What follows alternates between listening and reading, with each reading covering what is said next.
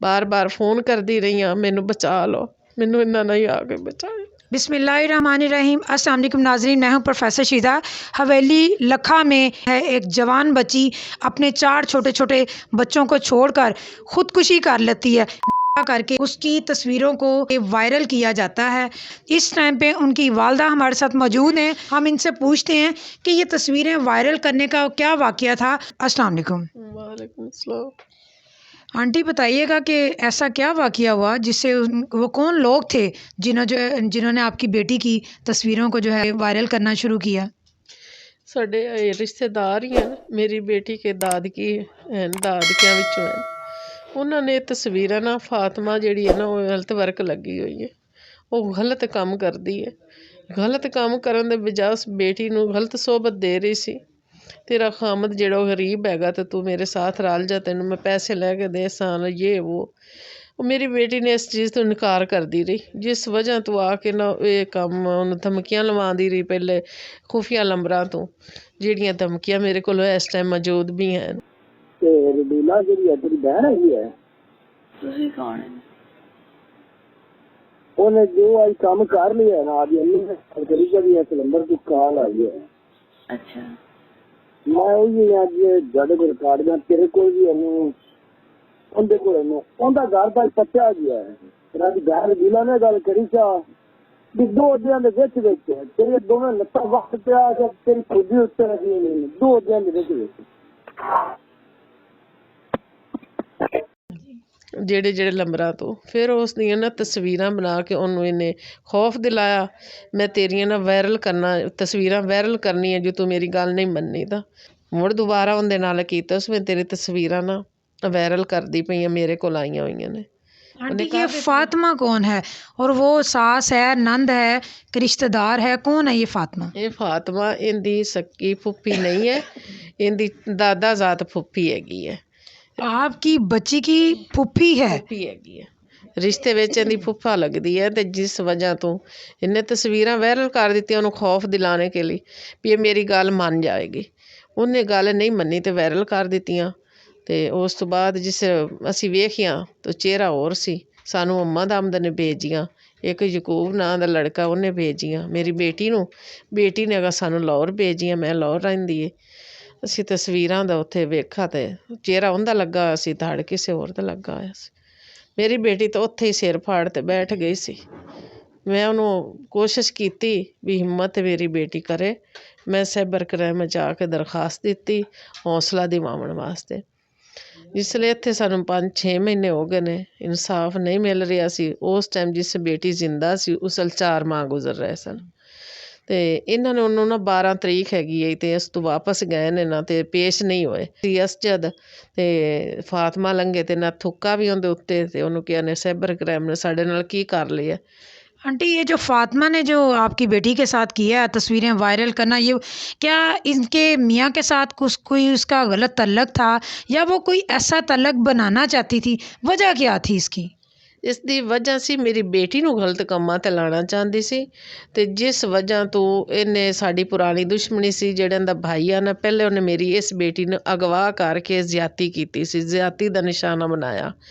ਜਿਸ ਵਜ੍ਹਾ ਤੋਂ ਇਸ ਬੱਚੀ ਨੂੰ ਨਾ ਅਸੀਂ ਸ਼ਾਦੀ ਕਰ ਦਿੱਤੀ, ਉਹਨੂੰ ਸਜ਼ਾ ਹੋ ਗਈ, ਜੇਲ੍ਹ ਉਹਦਾ ਭਾਈ ਚਲਾ ਗਿਆ। ਇਹ ਭਾਈ ਦਾ ਬਦਲਾ ਲੈਂਦੀ ਰਹੀ ਅਤੇ ਸਾਥ ਸਾਥ ਉਸ ਬੱਚੀ ਨੂੰ ਗੁੰਮਰਾਹ ਕਰਦੀ ਰਹੀ। ਆਸਤਾ ਆਸਤਾ ਉਹਦੇ ਤੱਕ ਪਹੁੰਚ ਗਈ, ਉਹਦੀ ਮੌਤ ਇਹਨੇ ਕਰਵਾ ਲਈ। अच्छा, आपकी साइबर क्राइम में गए हैं, आप लोगों के केस की क्या सुनवाई हुई, क्या रिपोर्ट मिली आपको? ਉਹਦੀ ਇਹ ਸੁਣਵਾਈ ਹੋਈ ਹੈ ਕਿ ਮੈਂ ਜਿਸ ਦਫਾ ਵੀ ਜਾਂਦੀ ਹਾਂ ਨਾ ਮੇਰੇ ਨਾਲ ਕੋਈ ਤਾਮਨ ਨਹੀਂ ਹੁੰਦਾ, ਕੋਈ ਸਲੂਕ ਨਹੀਂ ਅੱਛਾ ਹੁੰਦਾ। ਉਸ ਤੋਂ ਬਾਅਦ ਇਹਨਾਂ ਦਾ ਮੁਲਜ਼ਮ ਜਿਹੜਾ ਹੈਗਾ ਦੂਸਰਾ ਉਹਦਾ ਨਾਲ ਦਿਲਦਾਰ ਹੈਗਾ ਜੇਲ੍ਹ 'ਚ ਹੈਗਾ ਉਕਾੜੇ, ਉਹਦੇ ਕੋਲ ਵੀ ਨਹੀਂ ਜਾ ਕੇ ਨਾ ਪੁੱਛਾ ਵੀ ਤੇਰੇ ਕੋਲ ਤਸਵੀਰਾਂ ਆਈਆਂ ਸਨ ਕਿਹਨੇ ਭੇਜੀਆਂ। ਦਿਲਦਾਰ ਦੀ ਸਾਡੇ ਕੋਲ ਰਿਕਾਰਡਿੰਗ ਹੈਗੀ ਹੈ। ਇਹਨਾਂ ਨੂੰ ਮੈਂ ਬਾਰ ਜਾ ਕੇ ਦਿੰਦੀ ਹਾਂ ਅਤੇ ਮੈਂ ਨਹੀਂ ਉਹ ਜੇਲ੍ਹ 'ਚ ਹੈਗਾ ਹਵਾਲਾਟ ਉੱਥੇ ਉਕਾੜੇ ਤੇ ਤੁਸੀਂ ਉਹਦੇ ਕੋਲ ਜਾ ਕੇ ਸਬੂਤ ਲੈ ਲਓ। ਨਹੀਂ ਲੈ ਇਹਨਾਂ ਨੂੰ ਫਿਰ ਅਸੀਂ ਰਿਕਾਰਡਾਂ ਦਿੱਤੀਆਂ ਨੇ। ਇਹਨਾਂ ਕਿਹਾ ਜੀ ਸਾਡਾ ਰਿਕਾਰਡਾਂ ਵਾਲਾ ਕੰਮ ਨਹੀਂ ਹੈਗਾ, ਸਾਡਾ ਹੈਗਾ सोशल मीडिया। आपके पास उनकी रिकॉर्डिंग, उनकी तस्वीरें सारी मौजूद हैं? जी मेरे कोल सारी मौजूद है। आपने वो सारी साइबर क्राइम में जमा करवाई हैं, आपने उनको लिखवाया है, तो उन्होंने आगे से आपको क्या केस का किया? ਇਹਨਾਂ ਨੇ ਮੈਨੂੰ ਲਾਰੇ ਲੱਪੇ ਲਾਉਂਦੇ ਰਹੇ ਨੇ। ਕਦੇ ਆਖਣ USB ਬਣਵਾ ਕੇ ਲਿਆ, ਮੈਂ USB ਬਿਆਨਾਂ ਦੀ ਬਣਵਾ ਕੇ ਲੈ ਗਈ ਹਾਂ। ਇਹਨਾਂ ਨੇ ਕਿਹਾ ਜਿਹੜੀ ਰਿਕਾਰਡਾਂ ਦੀ USB ਉਹ ਸਾਰੀ ਮੈਂ ਬਣਵਾ ਕੇ USB ਦਿੱਤੀ ਹੈ, ਤਸਵੀਰਾਂ ਦਿੱਤੀਆਂ ਨੇ। ਕੁਛ ਵੀ ਨਹੀਂ ਕਰ ਲੈ। ਜਿਸਲ ਜਾਂਦੀ ਹਾਂ 600 ਰੁਪਇਆ ਮੇਰਾ ਕਿਰਾਇਆ ਲੱਗਦਾ, ਉਸ ਤਰਫ ਕੋਈ ਰਕਸ਼ਾ ਨਹੀਂ ਜਾਂਦਾ। ਮੇਰਾ 50-60 ਹਜ਼ਾਰ ਕਿਰਾਇਆ ਤੇ ਲੱਗ ਗਿਆ ਇਹਨਾਂ 4-5 ਮਹੀਨਿਆਂ 6 ਦੇ ਵਿੱਚ। ਇਹਨਾਂ ਨੇ ਮੈਨੂੰ ਇੱਕ ਹੁੰਦਾ ਟਕੇ ਦਾ ਵੀ ਮੇਰੀ ਬੇਟੀ ਦੀ ਜਾਨ ਚਲੀ ਗਈ, ਹੁਣ ਮੇਰੀ ਵੀ ਜਾ ਰਹੀ ਹੈ। ਹੁਣ ਉਹ ਲੋਕ ਮੇਰੇ ਪਿੱਛੇ ਚੜ੍ਹ ਗਏ ਨੇ। ਇਹਨਾਂ ਨੇ ਕੁਛ ਵੀ ਕੀਤਾ ਹੁੰਦਾ ਨਾ ਜ਼ਰਾ ਜਿੰਨਾ ਵੀ, ਤੇ ਅੱਜ ਮੈਂ ਵੀ ਬਚ ਜਾਂਦੀ।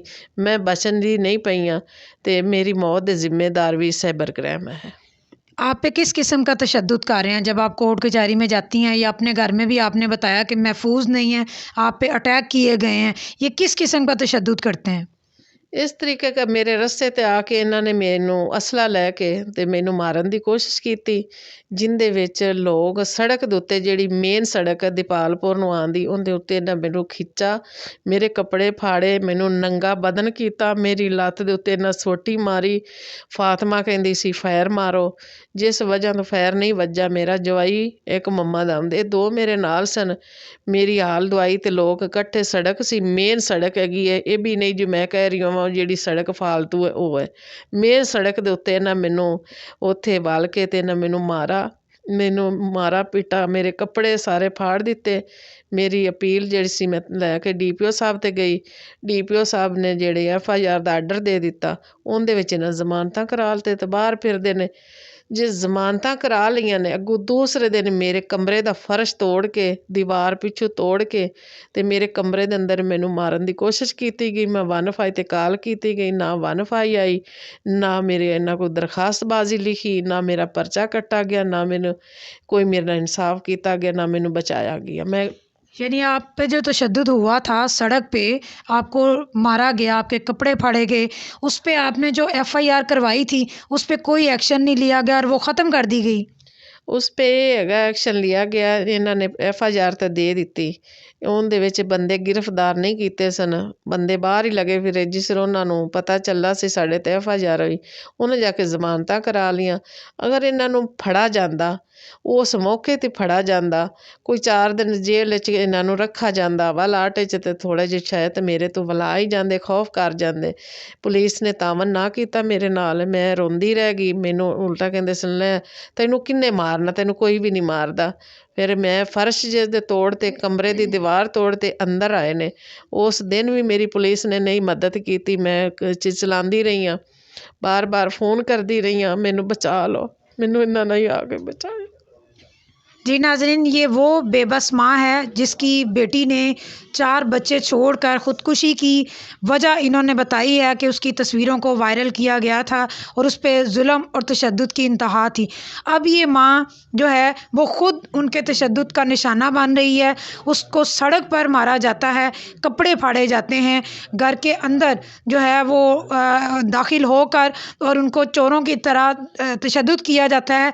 इसके बावजूद पुलिस, कोर्ट कचहरी इनका कोई कुछ नहीं कर रही, कोई इंसाफ नहीं दिला रही, इनकी हिफाजत जो है वो कोई नहीं कर रहा, और ना ही साइबर क्राइम इनके केस पर जो है वो कुछ सुनवाई कर रहे हैं, ना इनका कोई एक्शन ले रहे हैं।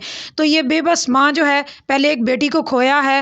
माँ जी बताइएगा कि आप आखिरकार साइबर क्राइम में भी चली गई और आपको मीडिया में आने में क्या मकसद था, कि आप क्या कहना चाहती हैं? मेरा मकसद है मीडिया पे आने पे भी मैं ना इन्होंने कत्ल कर देना।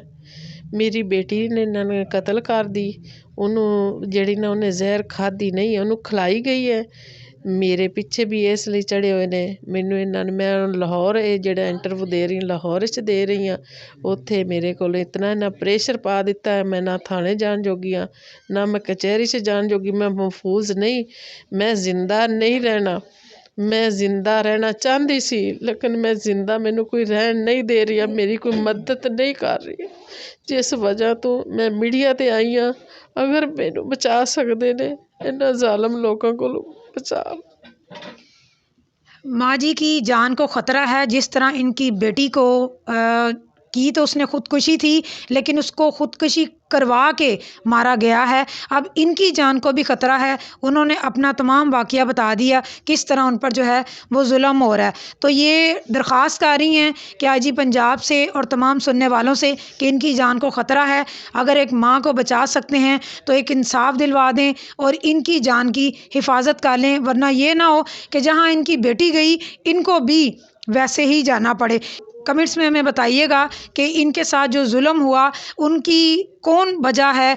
इसके साथ ही अपनी मेज़बान को इजाज़त दीजिए। अल्लाह हाफ़िज़।